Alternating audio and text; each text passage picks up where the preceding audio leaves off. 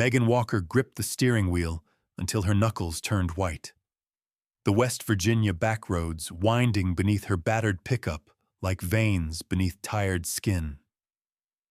It was late March, but the world here felt stuck in February. Brown fields patchworked with icy snow, every turn lined with the kind of crooked, winter-burned fence posts that only grew in places nobody left by choice. She could smell wood smoke somewhere far off, and the faded Ash Hollow sign, bullet-pocked and sun-bleached, creaked in the wind as she passed. She hadn't been back in 20 years, not since before the funeral, not since the letters stopped. Now, here she was, 42 years old, more tired than angry, chasing a ghost's will and the kind of inheritance no one really wanted. A cabin. Access rights to a cave that half the county whispered was haunted. Maybe a few unpaid debts, a sack of old regrets. Her name, scrawled in blue ink on a lawyer's envelope, had brought her back. Not loyalty, not hope, just the dull ache of unfinished business. In the passenger seat, Echo sat upright, ears pricked, muzzle twitching at every new scent slipping through the cracked window. 5 years old, sable-coated and impossibly alert, he looked like a storybook police dog, except for the gentle way he pressed against Megan's thigh when the road dipped, the way he flinched at sudden noises. Too sensitive, they said. Too kind for K-9 work. But Megan knew better. She knew what gentleness cost, what it survived. The cabin was smaller than she remembered. Shutters sagged. Moss climbed the steps. The yard, once kept in sharp lines by her grandfather's hand, had surrendered to wild grass and drifting leaves. Megan stepped out, boots crunching, and Echo leapt gracefully to the ground beside her, nose low, tail sweeping slow and cautious arcs behind him. "Home, sweet hell," Megan muttered. Eyes narrowed against the weak sunlight. Her presence didn't go unnoticed. 2 trucks idled at the bottom of the lane, their drivers watching with that practiced, bored hostility particular to small towns. She heard a low whistle and the rattle of a can. "That the Army girl?" someone called. Thought she ran off for good. Laughter, mean and flat, bounced off the cold air. Megan ignored it, but the words found their mark. Some wounds never stopped stinging, no matter how many years or miles tried to dress them.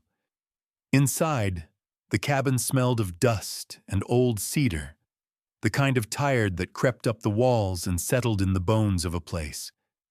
Pictures hung crooked in the entryway. Her grandfather with a hunting rifle, a dog at his feet she didn't recognize. Her mother as a girl, squinting into the sun. Megan's heart twisted. She turned away, jaw set. Echo moved ahead of her, nose to floor, weaving a silent path through the shadows.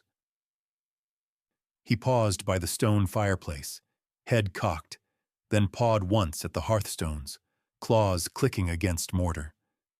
Megan watched, uneasy, then knelt beside him. Her hand brushed cold stone, and something gave, a hollow echo. She pressed again, harder. A stone shifted, and behind it, hidden in darkness, was a metal box, dented, heavy, crusted with years of dust. Her pulse fluttered. She glanced back, half expecting to see her grandfather standing in the doorway, arms folded, waiting for her to ask the right question. But the house was silent, save for the faint tick of a wall clock and Echo's steady breathing. She pulled the box free. It wasn't locked. The lid creaked open to reveal 2 objects: an antique compass, its glass face spiderwebbed with cracks, and a thick envelope sealed with red wax. On the front, in a hand she recognized but hadn't seen in decades, the Ashford cipher. She sat back hard, dust swirling in the shaft of light. The air seemed colder suddenly, the way it always did before a storm. Echo pressed his head against her knee, his body warm and solid and real. For a long moment, Megan simply breathed, counting each inhale, grounding herself in the rhythm of fur and heartbeat. She read the letter's first line, just enough to see her own name and the words cave and truth. The rest she couldn't process yet. Her mind churned with the weight of family stories, of secrets never spoken above a whisper. She closed her eyes, and for a heartbeat, she was a child again, waiting in the dark, hoping for someone to say it was all just a story. Outside, wind rattled the shutters. Laughter from the lane faded as the trucks pulled away. Megan stared at the compass in her palm, feeling its cold weight, the tiny trembling needle pointing somewhere deep beneath the ground. A part of her wanted to throw it into the woods, to run until the hills swallowed her whole. But then Echo leaned in, silent and sure, his gaze steady on hers. "You're not alone," his presence seemed to say. Not anymore. She let herself believe it, just for tonight. Behind them, the fireplace glowed with a thin shaft of late sun, catching on old dust motes and memories that refused to settle. Megan turned the compass in her hand, and finally smiled, just a little, an ember of curiosity, stubborn and small, catching light at last. Echo wagged his tail once, then curled at her feet, as if to anchor them both to the floor. And somewhere in the hush of the cabin, Megan allowed herself to hope. Maybe this time, the story would end differently. The wind picked up after sunset, slithering through the thin seams of the old cabin, curling around Megan's ankles as she sat hunched at the table, the Ashford cipher open beside the compass.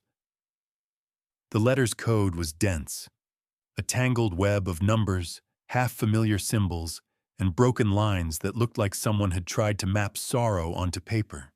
Outside, Echo circled the porch, nose pressed to the gaps in the boards, tail down, every movement a question mark drawn against the darkness. The silence wasn't peaceful. It was too still, the way the world gets just before something cracks. Megan's thoughts ran in circles, looping back to the lawyer's letter, to the cabin deed, to the word access rights, like it was a curse. She tried to read, but the words kept swimming. All she could hear was the echo of laughter from earlier, the way the locals spat her name like it was a warning. Night fell hard in Ash Hollow. The hills pressed close, swallowing the last orange line of daylight, pinning the cabin in a bowl of shadow. The forest outside shuddered with cold. Megan lit the old lantern and placed it by the window, more habit than hope. Echo, always attuned to things she couldn't sense, returned to the door, hackles raised, a low vibration in his throat. She almost missed the sound, the crunch of gravel, the dull sweep of headlights flashing once across the window, then settling in the yard with an arrogant calm. Megan stood. Echo planted himself between her and the door, tail stiff, breath quick. She peered through a crack in the curtain, just as the engine cut. A black SUV, clean and new, sat idling in the yard. A man stepped out. His coat was expensive, but not showy. He moved with the swagger of someone who expected the world to bend, not break, at his presence. Leland Vance. Megan recognized him at once. Older now, hair clipped steel gray, jaw sharp as a plow blade. He'd been a rumor in her grandfather's stories, an oilman's son who'd built his own fortune on the wreckage of other people's land. Apex Resource Management, she remembered. The name made her teeth ache. He didn't knock. He rapped the door once, then twice, hard, like a warning. Megan opened it a crack, keeping her body behind the frame. Echo wedged himself in the gap, a low rumble growing in his chest. "Evening, Miss Walker." Vance's voice was slow, thick as molasses, coated in a false courtesy. "Sorry for the hour. I heard you were back in town. Mind if I come in?" Megan shook her head. "I do." He smiled, teeth flat and practiced. "No trouble intended. Just thought I'd welcome you. Some folks here, they don't know how to treat family. You and I were both tied to this land. My daddy's people, your granddaddy's, all goes back a long way. So let me be clear." He reached into his coat, pulled out an envelope, and held it out like a peace offering. "You got handed a problem with this inheritance. Ash Hollow's a headache. The cave, the taxes, the land disputes. It's all more than most folks can handle. You could walk away tonight, take a nice cash offer, let my people handle the mess." Megan stared at the envelope, then at the man holding it. Echo's growl grew sharper, cutting through the exchange like a blade. "No sale," she said, voice low. "Not tonight. Not ever." Vance's eyes flickered and the politeness slid away, just for a second. "That's a shame. See, things out here have a way of sorting themselves out. Roads flood, animals get loose, sometimes cabins burn. I'd hate for you and your pet to get caught up in someone else's bad luck." He dropped the envelope on the step. "Sleep well, Miss Walker." He turned on his heel, boots grinding into the frozen mud. The SUV's lights swept the porch as he drove off, swallowing the yard in shadow. Inside, Megan's breath came ragged. She locked the door, braced a chair beneath the knob, checked the back window twice. Echo paced the room, every hair on his body standing straight, eyes locked on the darkness outside. Megan sank onto the bed, head in her hands, the envelope burning in her mind. She waited until her heartbeat slowed, then finally opened it. Cash, thick, neat stacks, and a typed note. "No one needs to get hurt. Just walk away." She threw the money into the wood stove, watching the flames catch, curl, consume the offer until it was nothing but ash. Echo watched, silent, then pressed his head to her knee. Sleep, when it came, was restless. Megan woke to the sound of gravel crunching outside. Her heart skittered. She slid out of bed, moving barefoot to the window. Moonlight cast hard lines over the yard. She saw movement, a shape near the tree line. Another, nearer the road. Echo pressed close, a warning in his posture. Then, the sharp crack of gunfire split the night. Megan dropped instinctively, heart pounding. Echo barked, once a furious command, then tugged at her sleeve, dragging her toward the back door. She grabbed her boots, her phone, the compass, the letter. Echo led, fast and sure, weaving between the trees behind the cabin as another shot echoed, then faded into the hills. They crouched behind a fallen log, breath steaming in the dark, Echo's body pressed close as a shield. Megan's pulse hammered. Every muscle coiled tight. The night held its breath, waiting. Somewhere, out beyond the tree line, she could still see the glow of headlights sweeping the hills, searching. Megan gritted her teeth. She wasn't running anymore. Not from land, not from men like Vance, not from the ghosts of her own story. She reached down, buried her fingers in Echo's fur. "No one's taking this from us," she whispered. Echo, as if he understood, wagged his tail once, steady, certain.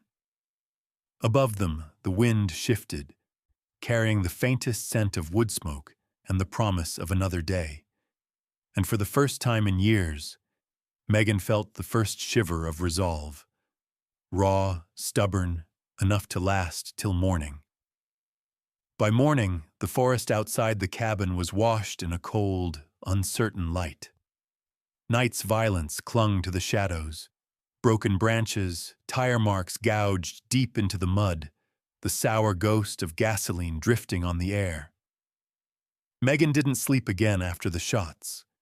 She moved through the rooms on bare feet, Echo following her, their steps silent as ghosts. Every so often she'd pause by the window, watching the tree line for movement, expecting headlights to return, expecting trouble to announce itself not with words, but with noise and ruin. But nothing came. By dawn, only silence remained.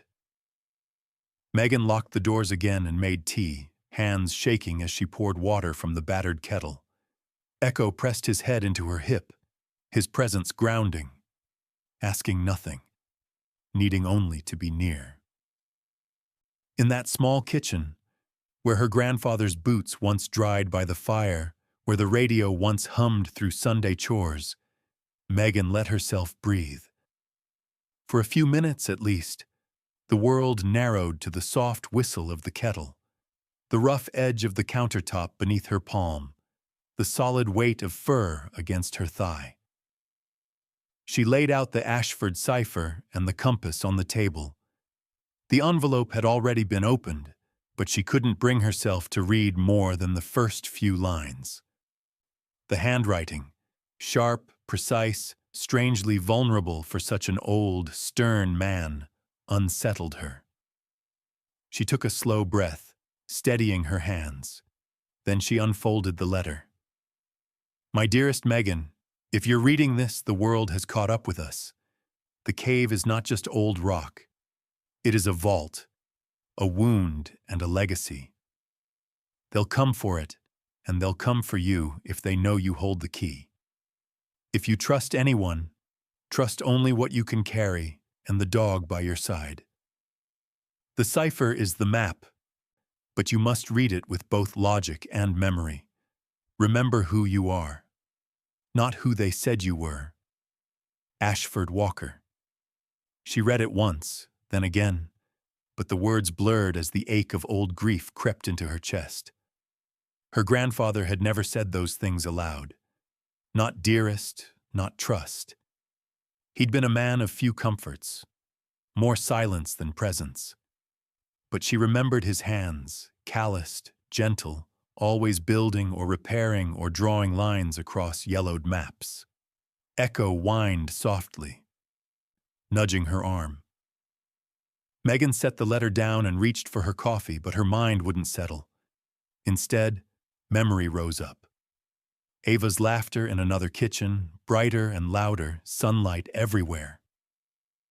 A lazy Sunday in a too-small apartment. Their dog, a clumsy, soft-eared mutt named Tucker, barking at pigeons on the fire escape. A time before war, before death, before Megan learned how loss could hollow out a life and leave you chasing answers in empty rooms. She hadn't spoken Ava's name aloud in years. Now, with the house so quiet, she heard it echo in the spaces between her heartbeats. She pressed her thumb against the compass, tracing the worn brass rim, willing her mind to focus.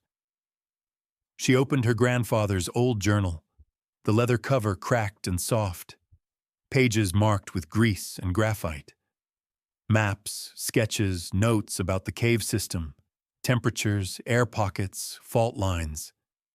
He had written in a strange shorthand, mixing engineering formulas with fragments of stories, as if science and myth belonged together. For hours, Megan sat at the table, pencil tapping against her teeth, Echo curled at her feet. She let herself fall into the logic of numbers and ciphers, into the slow rhythm of solving for X, finding patterns where others would see only confusion. Her mind worked differently than most. She'd always known that. The world tried to teach her to see only straight lines. But Megan knew every answer was found in the curves, in the exceptions, in the places where things broke. By midday, her eyes burned and her fingers cramped, but she had something. Coordinates. Or what she thought were coordinates, disguised in a sequence of numbers, cross-referenced with a battered survey map of Ash Hollow Cave. The markings led deep, far beyond the places she'd explored as a child, beyond the first two chambers, into the veins of stone where the ground turned cold and the ceilings dipped so low you could feel the mountain pressing down on your bones. She copied the sequence onto a scrap of paper, drawing a small X where the numbers pointed. Echo watched her, head cocked, tail tapping the floor every time she spoke aloud. The sense of purpose felt strange, fragile but alive, like a wire drawn tight between past and future. Afternoon shadows slipped across the floor. Megan rose, legs stiff, and opened the front door. The cold air cut through the fog in her head. Echo bounded ahead, nose to the ground, tracing invisible lines through the brittle grass. She followed him to the edge of the woods, stopping just shy of the tree line, her eyes sweeping the yard for signs of last night's invaders. Nothing but wind and bird call. She knelt, gathering Echo close, burying her face in his ruff. For a moment, the ache of loneliness eased, the old grief softening into something she could almost bear. "You keep me honest, don't you?" she whispered, voice rough. "You always know when to pull me back." Echo licked her cheek and sat, patient, as if waiting for the next move.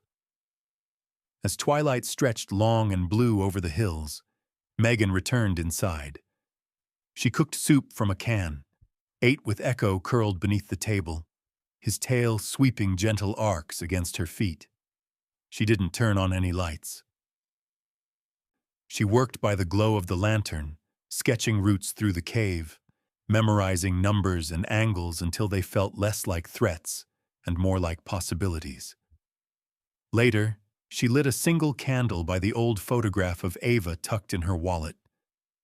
She pressed her thumb to the glass and let the silence wash over her. Not empty, but full of memories, full of the lives she'd lived and lost, full of the stubborn hope that had brought her here and would carry her deeper still. Outside, Echo wagged his tail, a silent promise in the dark. Tomorrow she would go into the cave. Tonight, she let herself believe that even broken things could be guides. The cold was sharper the next morning, air so clear and brittle that Megan's breath seemed to crystallize before it vanished. She layered on her old field jacket, boots, faded jeans, clothes chosen for utility, not memory. At her side, Echo waited by the door, harness already clipped, his eyes bright with the secret excitement of dogs before an adventure. Outside, frost clung to every blade of grass. Sunlight struggled through the pines, splitting the world into strips of blue shadow and trembling gold. They moved quietly, Megan and Echo, crossing the yard and skirting the tree line. She paused at the boundary, feeling the hush that always fell before entering the woods, an old, almost sacred silence, the way childhood felt just before it ended. Echo sniffed the air, tail low but calm, then stepped forward. Megan followed, boots crunching, her hand resting briefly on his head.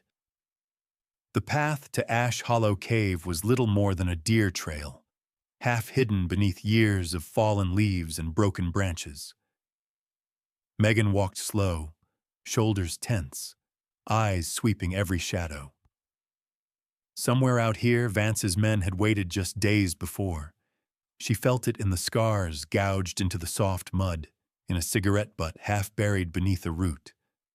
But the forest now was empty except for the low thrum of crows overhead and the steady, confident pant of Echo weaving just ahead. At the cave mouth, Megan stopped. The entrance gaped wide beneath an outcrop of limestone. Darkness pooled deep as old water. Ivy clung to the rocks, pale and slick. She crouched, running her fingers along the familiar rough stone, tracing initials carved decades ago, AW, JR, SM, ghosts of people who'd walked these woods before her, who'd left marks because they wanted not to be forgotten. She took out the compass and the cipher, reviewing her notes one last time. The numbers were clear enough now. 3 chambers in, then a right fork, then down through the narrow crawl marked on her grandfather's map. Her heart fluttered. Echo nosed her hand, tail wagging once, not in joy, but in assurance. She clipped the headlamp onto her brow and stepped inside, Echo at her heel. The air changed at once. Colder, older. The silence in the cave was different than the silence in the woods. It pressed against skin, filled the mouth, echoed every sound. Footsteps, heartbeat, breath, back to the listener, distorted and unfamiliar. Megan's boots scraped against stone, flashlight trembling in her grip. Echo walked just ahead, moving with careful confidence, his silhouette casting long, animal shadows across the limestone walls. They moved deeper, the daylight fading behind them. At the first chamber, Megan paused. This was the room she remembered from childhood, the ceiling domed and glittering with minerals, the ground worn smooth by decades of curious feet. She stopped, kneeling beside a scatter of pebbles and a tiny toy truck rusted by time. It hadn't been here before. Someone had come, a child, or someone who remembered being one. She tucked it into her pocket. Echo moved ahead, his ears flicking at every drip of water, every distant creak of settling rock. The path narrowed, sloping gently downward. Megan crawled over slick stone, hands scraping old moss, knees bumping rough patches of gravel. Each footfall felt heavier as she went, burdened less by fear than by memory. She let herself remember the voices of her childhood, her mother, her grandfather, reading fairy tales aloud on stormy nights, always ending with a warning. There's old things under the mountain, Megan. Old things and old promises. Never take what isn't yours. Never wake what wants to sleep. She pressed on. The second chamber was colder still, walls closing in, air thick with the scent of earth and iron. Echo sniffed at a pile of rocks in the corner, then looked back as if to say, "Here, this matters." Megan found an old tin lunchbox wedged between 2 stones. She pried it free, hands shaking, and opened it. Inside, faded Polaroids. Her grandfather as a young man, posing beside miners and strangers, a woman she'd never seen, holding a newborn. There was a slip of paper tucked among them. For those who seek, be kind. For those who guard, forgive. She tucked it into her coat. Past the second chamber, the path twisted right, matching her grandfather's cipher exactly. Megan crawled through a slot barely wide enough for her shoulders, Echo leading with the patience of a guide who trusted the way. When she emerged, she found herself in a low-ceilinged room, damp and silent. The compass needle quivered in her palm. She studied her notes. Mark of the ash, carved stone, keyhole beneath. She turned her headlamp across the wall, and there it was, a blackened carving of an ash tree, trunk wide, branches splaying like lightning. Beneath it, a rough stone set apart from the rest. Megan knelt, pressing her fingers along the base. Cold met her skin, colder than the cave, colder than memory. She fumbled at the edge and found a tiny depression, exactly the shape of the compass. She pressed the compass into the keyhole. There was a faint click, then a shifting deep within the stone, a slow, grinding movement, old dust falling like snow from the ceiling. Echo pressed close, tail low, not afraid but alert, waiting for her to decide. The wall slid open an inch, revealing a darkness blacker than night. Megan felt the old fear rise, raw and honest, then looked at Echo, whose gaze was steady, unwavering. "With me," she whispered. Echo nudged her hand with his nose. The smallest gesture, enough. She pressed forward, through the new doorway, into a silence that felt deeper than the earth itself, carrying the compass, the cipher, and the faith that some doors, once opened, can never again be closed. The air in the new chamber was different, still, yet charged, dense with something old, the way the air feels before a summer thunderstorm, only colder, almost metallic. Megan let her eyes adjust, one hand braced against the stone wall, the other resting on Echo's back. Echo didn't move ahead this time. He waited, steady and silent, letting her set the pace. A shaft of pale light cut through a gap far above. Impossible, unless somewhere there was a vent, a fissure open to the world above. The dust in the beam floated slow and lazy, catching hints of silver as if the mountain itself was breathing. Megan watched Echo's ears flicker, his nose testing every shift of air. A faint smell of smoke, not fire, but something scorched by time. Her grandfather's cipher had said nothing about this. Not about the cold that pressed through the seams of her jacket, or the strange sense that she was being watched, even here, deep under stone. But Megan pressed forward. Echo walked beside her, close enough that his flank brushed her jeans, a steady, grounding presence. The chamber was small but taller than she expected. Its walls curved inward, lined not with carvings or art, but shelves. Rough wood, thick with dust and the odd skeleton of a mouse or bird long dead.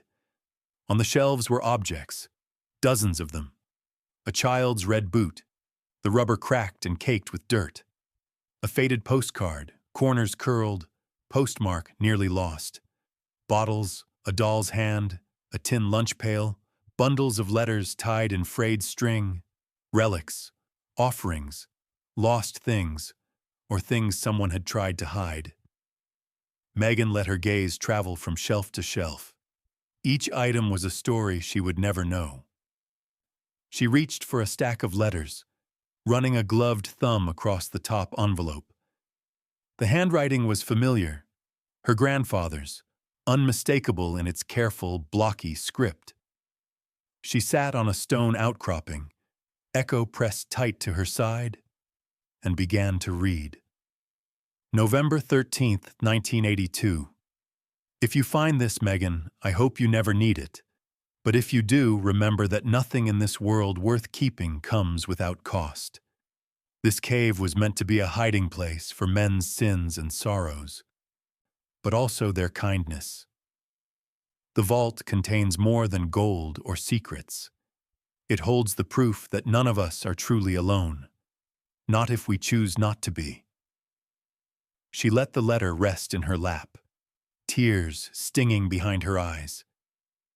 Echo laid his head in her lap, weight solid and real. Megan stroked his ear, letting the silence wrap them both. She thought about her own losses, Ava's laughter echoing in the tiny kitchen, her mother's hands brushing crumbs from the table, her grandfather's shadowy presence filling the doorway at dusk. All of it gone, and yet here, in some impossible way, their stories persisted. They lingered in the objects, in the dust, in the air she breathed.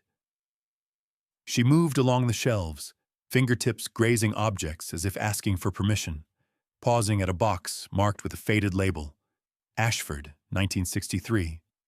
Inside, a pressed flower, brittle and nearly colorless. Megan wondered who picked it and for whom. She set it down gently, then moved on. Toward the far end of the chamber, a rough-hewn table stood beneath the narrow shaft of light. Upon it, something strange, a metal lockbox, small but heavy, and next to it, a tarnished silver key. Megan's hand shook as she picked up the key, testing its weight, feeling the coldness settle into her palm. Echo watched, alert but not anxious, tail making slow sweeps against the ground. The key fit perfectly. The lock clicked open, not loud, but certain. Inside, bundles of documents, legal papers, maps, ledgers. Atop them all, an old photograph. Megan lifted it carefully. A group stood in front of the cabin. Her grandfather, young and strong, arms slung around a woman Megan barely remembered.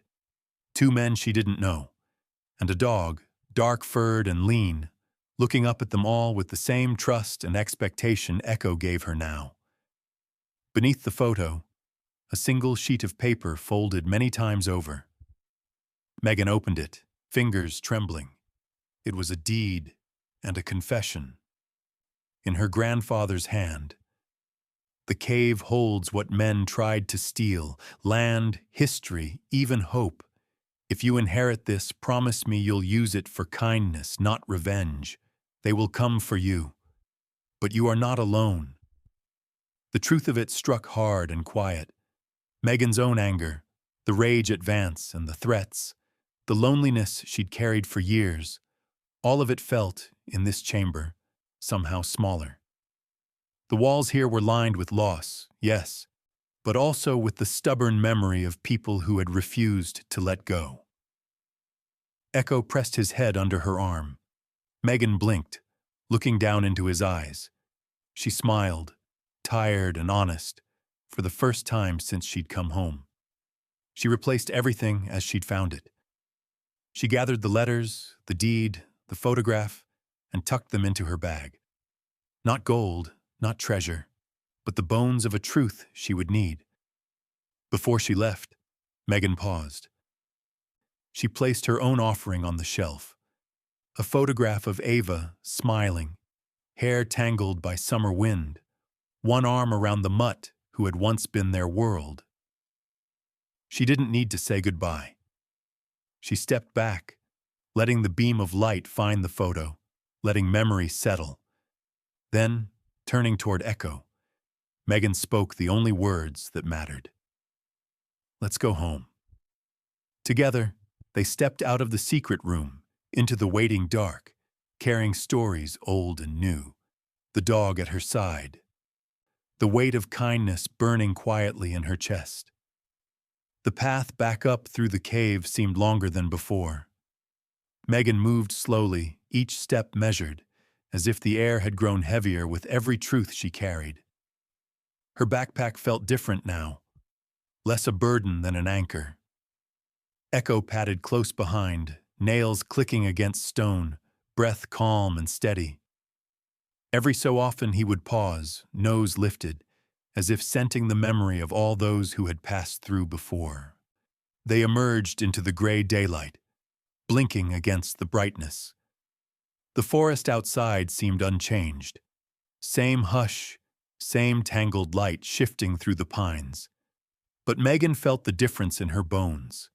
The weight of the letters, the photograph, the old deed. They were more than evidence. They were a shield, a testament to survival. She breathed deep, cold air burning her lungs, then let it out slow. For a while she just stood at the cave mouth, feeling the earth's heartbeat under her feet. Echo ranged a few yards ahead, nose to the ground, tail wagging low. He stopped abruptly, body stiffening. Megan crouched, her own senses sharpening, listening for what he'd found. The forest was quiet, but not empty. Somewhere, the faint crunch of boots on leaves, a branch snapping, the hush of someone, or something, waiting. She straightened, scanning the trees. At the edge of her vision, a glint of metal. A shape stepped from behind a hickory trunk. One of Vance's men, the same expensive jacket, the same practiced boredom in his posture. He looked at her, then past her, eyes lingering on the dark mouth of the cave. He didn't speak, just lifted a hand in a small, mocking wave and turned back toward the road. A warning. A reminder that the world outside the hollow hadn't changed just because she had. Megan watched him go. She waited until the sound of his footsteps faded, until only the wind moved between the trees. Then she turned for home. Echo keeping pace at her side, his head high, as if he too understood what the encounter meant. They reached the cabin near dusk. Smoke drifted from a distant chimney, another neighbor, or perhaps a watcher. The yard showed new tire tracks, a muddy arc where someone had driven close and turned away. On the porch, an envelope heavy with its own intent waited. Megan picked it up, careful, and carried it inside. She set her backpack on the table, emptied it with slow, deliberate motions. The letters, the deed, the photograph of her grandfather, and that dog with ancient, knowing eyes. Echo settled by the door, body tense but quiet, his gaze fixed on her every move. She opened the envelope. Inside, a check, blank but signed. The sum was more than she'd made in a decade. A note, typewritten and cold, lay atop it. Last chance. The land is nothing but trouble. Sell now and walk away. If not for you, then for the mutt at your feet. No more warnings.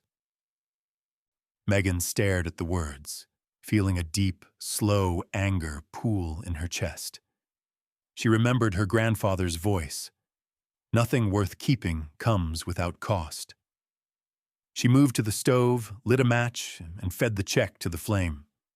The paper curled, blackened, turned to nothing. Echo watched, then let out a low, approving huff, as if to say, "Good. Enough." The night that followed was uneasy. Megan bolted every door and window, checked her phone for service. Nothing but static, a single bar that flickered and died. She kept the old shotgun by the bed, more for comfort than defense, and let Echo sleep pressed against her knees. Sleep came only in short bursts, each dream threaded with the cold face of Vance, the empty eyes of his men, the flicker of headlights sweeping through darkness. In the early hours, she woke to the sound of movement outside. Not thunder, not the wind, something slower, heavier. Echo was already on his feet, body coiled, growl rumbling in his chest. Megan rose, heart drumming, and moved to the window. A pair of figures stood at the tree line, flashlights cutting slow arcs across the yard, searching, waiting. A third figure leaned against the fence, smoking, the red glow of the cigarette pulsing like a warning. She kept the lights off, her breath shallow, watching as the men conferred, one gesturing toward the house, another toward the woods. They didn't come closer. Not yet. After a few minutes, they turned back to their truck, headlights sweeping the porch, the gravel spitting as they pulled away. The night fell silent again, but it was not the same silence as before. Megan sat at the table, the dog at her feet, and ran her thumb across the edge of the deed, the photograph, the letters. Each small act was defiance. Each breath, a promise. By dawn, she was exhausted but resolute. She fed Echo, packed a bag with supplies, tucked the letters and the deed in her jacket. She knew the next move wouldn't be hers. Not yet. The world outside was waiting, patient and cruel, and she would need to be patient too. Later that morning, as she walked the edge of her land, Megan saw new signs, fresh boot prints in the mud, a tree marked with spray paint, a broken fence post knocked sideways, a message. She crouched, pressing her palm to the print, feeling the anger and the old fear rising together. Echo pressed close, nuzzling her arm, waiting for her to decide. She stood, squinting into the rising sun, and for the first time in years, she smiled. It was not the smile of victory, but of recognition, the understanding that sometimes survival was its own kind of triumph. That stubbornness could be a form of love. As they walked back toward the cabin, Megan glanced down at Echo. He wagged his tail just once, slow and sure. Together, they crossed the yard, shadows stretching long behind them, moving not in fear but with a quiet, gathering strength. The days shrank as spring deepened, each one colder than the last. Megan took to walking the property lines at dawn and dusk, boots caked with mud, shotgun slung at her side. Echo ranged ahead and behind, nose to the ground, tail a calm metronome in the gloom. Every morning, Megan found new evidence. A beer can left in the weeds, fresh boot prints, a plastic wrapper snagged on a wire. The intrusions weren't accidents. They were reminders, sent to wear her down one silent trespass at a time. Inside, the cabin was stripped of anything extra. Just her, Echo, the dog's bed by the stove, and the growing pile of documents on the kitchen table. She'd read her grandfather's letters twice, then again. She'd memorized the map, the cipher, the old deed with its careful, painful signatures. Each time she read them, something new surfaced. A phrase about knowing when to stand still. A warning about what men lose when they try to take more than they're owed. There were no instructions, only reminders. At night, Megan kept the lights dim and the curtains drawn. She used candles, their flicker softening the hard corners of the house. Echo slept curled at the foot of the bed, always half awake, ears pricking at every sound. On the third night, the silence broke. A distant engine, headlights sweeping the living room wall. Megan stayed still, breath shallow. The car idled, lights flooding the windows, then moved on, grinding gravel beneath its tires. Echo's tail thumped once. Warning and comfort in the same motion. When morning came, she found the porch marred by muddy footprints and a single dead crow left on the top step.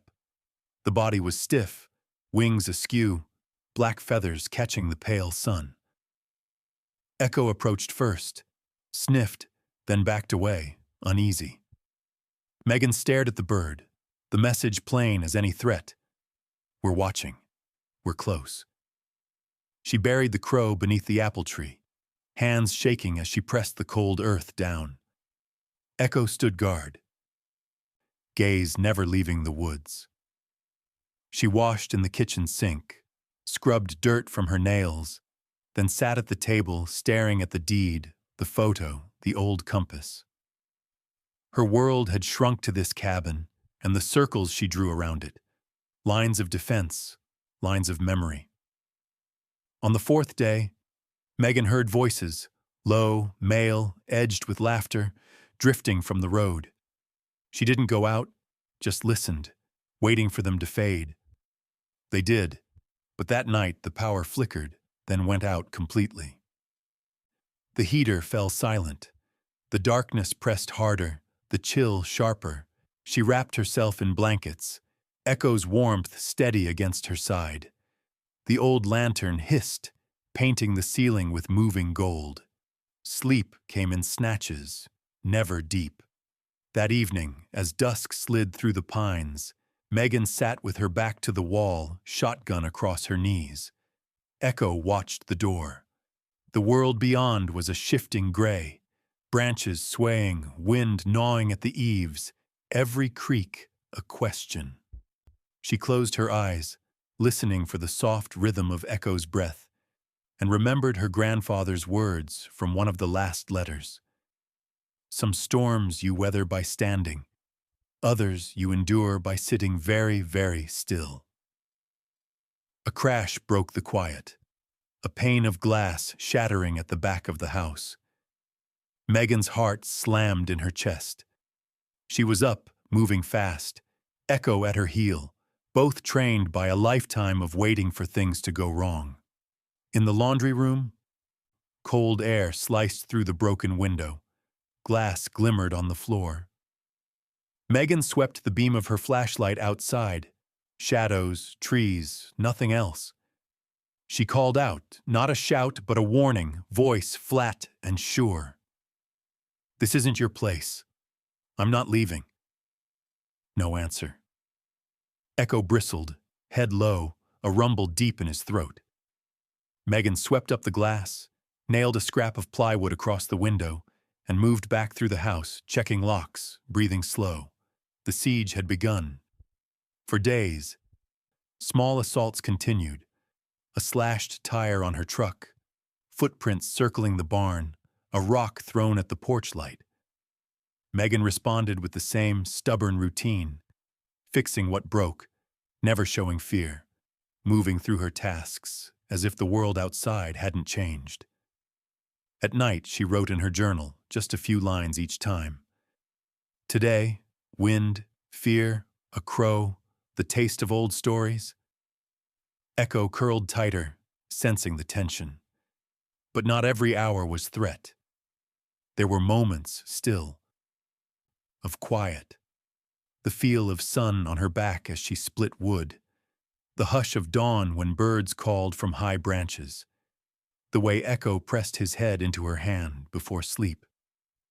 She clung to these details, the life within the siege, as proof she was still more than what others tried to reduce her to, a woman alone, a lost inheritance, an obstacle. One evening, as rain began to fall in thin, stinging sheets, Megan sat on the porch steps, listening. The world blurred, the woods, the road, even the threats. She could feel her own exhaustion, her loneliness, not as an absence but as a shape, a presence as real as Echo beside her. She let the rain wet her hair, felt the cold bite of it, and found a strange peace in being simply, stubbornly present. Inside, the house was warm for a little while. She brewed tea, poured 2 cups, one for herself, one for the space across the table. Echo watched, understanding. She drank slow, savoring the quiet, the small act of holding ground against a world closing in. That night, she dreamed of Ava, of laughter and warmth and light. She woke before dawn, grief raw but clean, and found Echo already awake, his eyes on her, as if to remind her that nothing, no siege, no threat, could undo what had already been carried and survived. Morning brought a new silence, thick, uncertain, waiting. Megan watched the trees, felt the weight of the cabin around her, and knew that the world was about to ask more of her than ever before.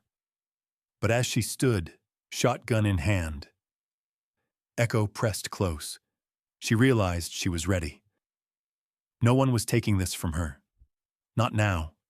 Not ever. The rain lifted just after dusk. Water hung in the pines, dripped from the eaves, filled the shallow tire ruts in the yard with ghostly moons.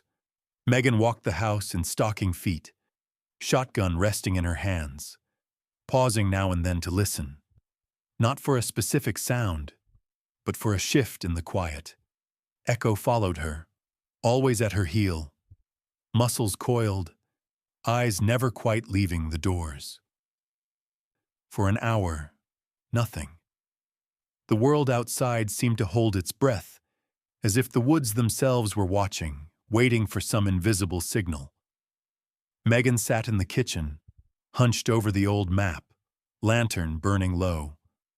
Her hands were steady. She could feel her grandfather's presence in the walls, his patience, his stubborn silence. She found herself talking to him, not aloud, but in the movements she made, the way she checked the window latches, the way she folded her grandfather's letters and slipped them into the breast pocket of her coat, the way she ran her hand through Echo's fur before stepping outside. The yard was still, dark. Far off, an owl called, and the world returned to waiting. Sometime after midnight, headlights flared through the trees, first one vehicle, then another, their beams slicing the night, crawling slow along the road before angling up the drive. Megan's heart didn't race. She stood, watched through the slit in the curtain, the old fear settling now into something colder, more certain. Echo pressed his nose to the door, silent, his body taut as wire. Doors slammed, voices low, confident, muffled by distance and the steady hush of water dripping from the gutters. She saw 3 men, shapes moving with deliberate care. One stayed by the first truck, hands in his pockets. The other 2 split up, walking slow circles around the house. Flashlights flickering over the broken fence, the porch, the rusted shed. Megan kept to the darkness, heart steady, breath even. She felt the familiar calm that used to come before every difficult thing, deployments, funerals, Ava's last breath. She waited until a shadow moved across the kitchen window, a whisper of movement, just enough to break the old glass nerves into focus. A boot scraped the porch, another body pressed up against the siding. Then, sharp and sudden, the splinter of wood, the back door forced, hinges shrieking, the smell of wet night rushing into the kitchen. Megan raised the shotgun, moved to the corner, and waited. Echo stayed low, pressed to her calf, barely breathing. Footsteps, heavy, unhurried, crossed the linoleum. She saw a flashlight swing across the table, linger on the heap of letters, the compass, the mug cooling by the stove. A voice, not loud, not kind. "She's here somewhere. Take your time." Megan stepped backward, into the hallway, keeping her body pressed against the wall. The house creaked under foreign weight. Echo's hackles rose, but he made no sound. Megan remembered the old advice from her grandfather. You don't scare men like this with noise. You let them run into the wall of their own certainty. The first man entered the hall, flashlight sweeping left and right, gun drawn loose and arrogant at his side. He paused, peering into the bathroom, into the bedroom, then froze as Megan's shadow stretched across the far wall. He turned, but not fast enough. Megan didn't shout, didn't threaten. She raised the shotgun and racked it, a sound that filled the entire house. The man stopped moving, the edge of bravado melting from his shoulders. In the silence that followed, Echo stepped forward, his body low, teeth bared, not barking, only a deep, guttural warning, the language of all things that have something to protect. A shout from outside, another crash, glass breaking, the front door forced, boots thundering in the entry. Megan's arms tensed, the world narrowing to the line between her and the man in the hall. For a heartbeat, no one moved. Then Echo lunged, not to attack, but to block the hall, body braced, growl echoing through the small house. Megan slipped past, out the back door, boots hitting the wet porch boards, breath burning in her throat. Rain started again, soft and insistent. She ducked behind the woodpile, pressed her back to the logs, and listened. Voices in the house, shouts, a call for light. Echo barked, once sharp, then fell silent. Megan's stomach twisted, but she held still. She could hear them moving, cursing, overturning furniture, searching for her in the small, familiar spaces. Minutes passed. The world shrank to the rain, the smell of pine, the ache in her hands. Then, quiet. The crunch of boots fading, the slamming of a truck door. The engines roared to life, spinning mud, headlights slicing the dark as the vehicles tore back down the lane. Megan rose, muscles trembling, and hurried back into the house.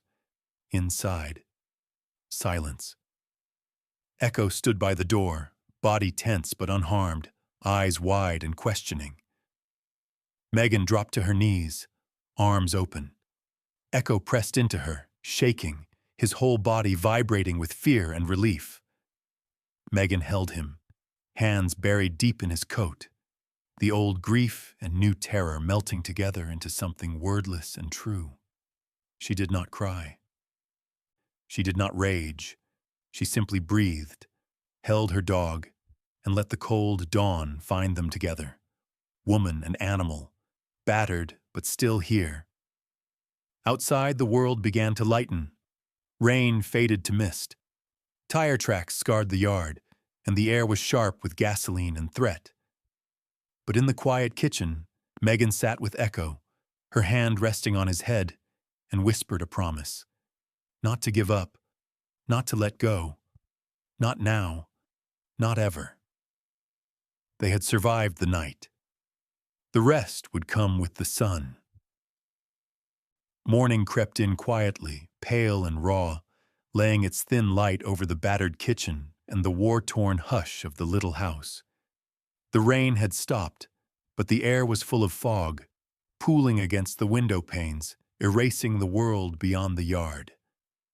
Megan sat in the kitchen, shoulders hunched, fingers curled tight around a mug of tea grown cold hours ago. Echo lay at her feet, chin on his paws, still and watchful, every so often flicking an ear toward the distant, muffled sounds of the waking forest. The house bore its wounds plainly. Mud streaked across the floors, broken glass scattered through the laundry room, a kitchen chair splintered at one leg. The old lamp beside the couch lay on its side, bulb shattered, shade bent. The place smelled of rain and sweat and the sour trace of fear that lingers long after danger has left. Megan moved through the room slowly, her hands steady, her breath deep and controlled. She picked up the fallen lamp, swept the broken glass into a dustpan, wiped the mud from the floor. She worked in silence, letting the ritual of small repairs settle her nerves. Echo followed, pressing his head against her thigh when she paused too long, reminding her, without words, that they were not alone, that this was still home, even after all the damage. Outside, the sky brightened, pushing the fog back into the woods. The world looked softer in the aftermath, less threatening, more fragile, like a bruise still dark but beginning to fade. Megan stepped onto the porch, the boards damp and cool under her bare feet. She looked out at the ruined yard, at the gouged earth where tires had spun and the muddy footprints vanishing into the brush. For the first time in days, she didn't feel hunted. Instead, she felt emptied out, as if the violence of the night before had burned away something sharp and left a kind of calm in its place. Not peace exactly, but a clarity born from survival. She found herself thinking of her grandfather, not just his warnings, but his stubborn hope. The way he kept planting fruit trees even as the neighbors said the deer would take everything. The way he mended fences year after year, never expecting praise, only trusting that the work would matter to someone someday. She realized now what he'd tried to teach her. Endurance was not only the strength to withstand, but the grace to keep building, to keep trusting that things could be made whole, even if only in small ways. Inside, Megan set the kettle on the stove, hands moving automatically. She took out her journal and wrote in blocky, slow script. They tried to break what they could not claim, but I am still here, and so is Echo. This house will heal. So will we. She made a list.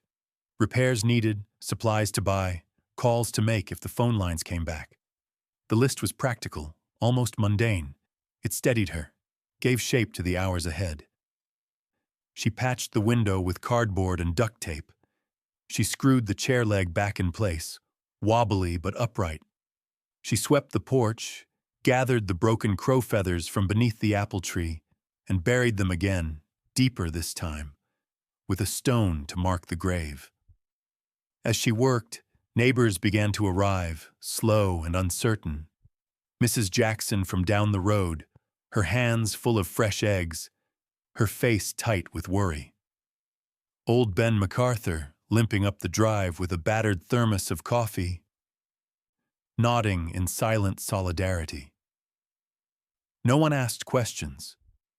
They saw the broken window, the tracks, the way Echo never left Megan's side. They left their offerings, bread, milk, a bag of apples, and stayed only long enough to offer a wordless glance of understanding.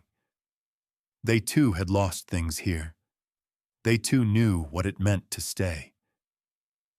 By midday, the sun burned through the fog, casting sharp shadows over the clearing.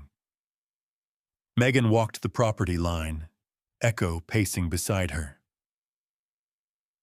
She found where the fence had been knocked down, posts splintered and wire curled like old ribbon. She righted the boards, hammered them back in place. The work was slow, but she let it take as long as it needed. She didn't feel anger, not now. Only a kind of tired compassion for all the broken things in this place. The house, the land, the people who'd done this. She understood now how fear could curdle into cruelty. But she also knew something deeper. Kindness was an act of rebellion, a choice made again and again in the face of threat. She would not let them turn her hard. Back inside, Megan unpacked the bundle from the cave, the letters, the deed, the photograph. She spread them on the table and sat with Echo in the late afternoon sun, letting the weight and warmth of old stories settle in the silence. She could have left. She could have called the lawyer, taken the money, let Vance's men have their way. But as she watched Echo stretch in a patch of light, as she listened to the slow settling of the house, she realized there was nothing left to fear. Not really. What she had now was harder, quieter, and infinitely more valuable than anything locked behind a vault or written on a deed. She owned herself. She owned the day. She owned the story. Evening came soft, and Megan lit the lantern, fed Echo, and set a single cup on the table. She watched the light flicker over the old photograph, her own face reflected faintly beside her grandfather's. Tomorrow, she knew, would bring more decisions, more work, perhaps even more danger. But tonight was theirs, woman and dog, stubborn and scarred, still standing in the place they called home. A week passed. The days settled into a softer rhythm, not because the world outside changed, but because Megan did. The repairs came one at a time. A new pane of glass from town, fence posts mended under patient hands, muddy prints on the porch scrubbed away until the wood showed pale and clean. She moved through each task the way her grandfather had, without hurry, without bitterness, letting her presence fill every inch of the small house and the ground around it. There were calls to make, of course. The sheriff came by, not in a hurry, but with the measured steps of a man who'd known Ash Hollow's feuds too many years to believe in quick solutions. He took Megan's statement, nodded at Echo with an understanding few offered for dogs, and promised to check in every so often. No suspects named, no justice swift or neat. But the visits, by him, by the neighbors, were their own kind of shield. Each face at the door was proof. She was not as alone as she once believed. The men in the trucks did not come back. Not openly. Vance's offers dried up, his threats slipping quietly into rumor, then into memory. Word went out Megan Walker was not leaving. She could be harassed, but she would not be frightened away. And the land itself seemed to lean in her favor. The apple tree budded. The grass began to green beneath the eaves. Birds sang again at dawn. Echo changed, too. His restlessness faded.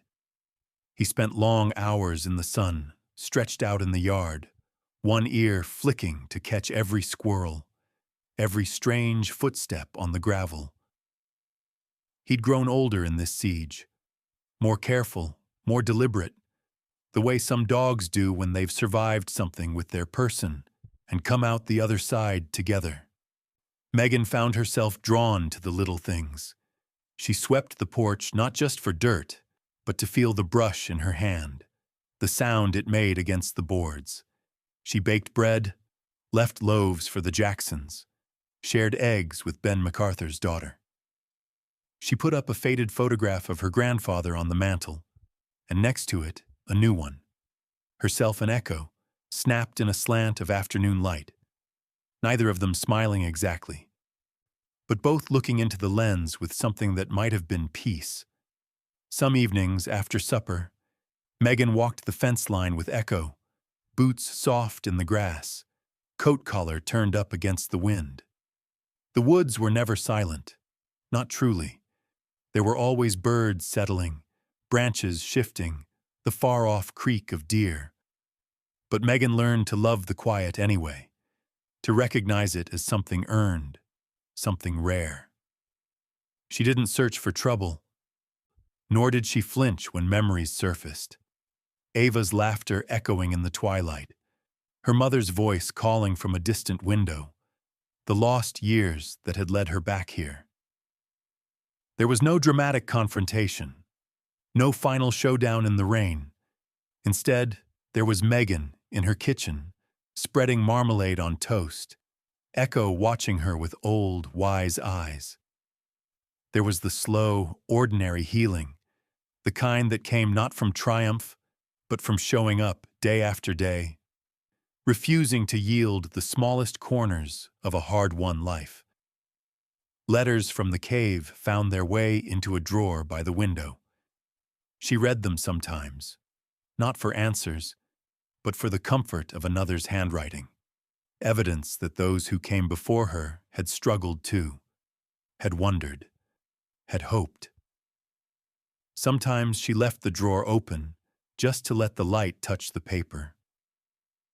In early summer, the apple tree flowered, small white blooms that bent the branches toward the earth. Megan stood beneath them one afternoon, letting the petals brush her hair, and thought of her grandfather's stubborn faith, of how he'd planted things he would never see fruit. She reached up, picked a blossom, held it in her palm, and smiled. A real smile, quiet and sure. One morning, as Megan repaired the last fence post at the property line, a young boy from up the road appeared with his mutt in tow. He hovered, shy but curious, watching her work. Echo trotted over, tail low and gentle, offering his nose. The boy knelt, burying his fingers in the fur, grinning in that open, forgiving way only children and dogs understand. "Is he yours?" the boy asked, voice small. "He's with me," Megan said, "for as long as he wants to be." They sat together for a while. Megan, the boy, the two dogs, watching the sky shift from blue to gold to purple. The boy left before supper, promising to come back and bring more stories, more secrets of the woods. Megan waved him off, then lingered at the edge of her land, watching dusk spill softly through the pines. That night, she and Echo sat on the steps, the house behind them lit warm, the air full of crickets and the faint scent of apple blossoms. Megan closed her eyes, breathing in the evening. She thought of everything she'd lost, of love, of people, of time, but also of what remained. This place, this dog, this quiet that had been so hard-earned. She leaned down, pressing her forehead to Echo's, and whispered the only promise that mattered. "We stay. We keep going. That's enough." In the hush that followed, Echo sighed, the two of them held by the slow, unhurried darkness, a kind of peace no one could steal, no matter how the world changed. And so the story ended, not with victory nor defeat, but with belonging. With the stubborn, quiet grace of two souls who'd weathered the storm and learned, at last, how to be home.